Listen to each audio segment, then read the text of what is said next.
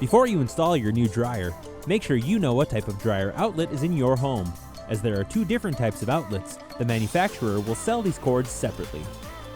Older homes may have a 3-prong outlet, and newer homes will have a 4-prong outlet. You'll need to purchase a dryer cord that matches your home's outlet. Always consult the instructions that came with your dryer for specific information. To install a 3-prong cord, first make sure nothing is plugged into any outlet. Then remove the access panel from the back of your dryer. For a 3-wire system, attach the center wire to the center terminal and the left wire to the left terminal and right wire to the right terminal. Make sure that the strain relief clamp is installed and tightened. Then replace the access cover and plug in the dryer.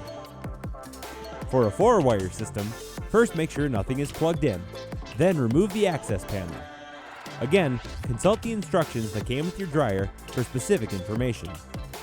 Unscrew the white wire from the green grounding screw and screw the green ground wire from the power cord into place. The white wire from the dryer is then paired with the white wire from the cord and screwed into the center terminal. The red wire goes with the red wire from the dryer on the right terminal, and the black wire goes with the black wire from the dryer on the left terminal. Make sure the strain relief clamp is installed and is tightened. Then replace the access cover and plug in the dryer.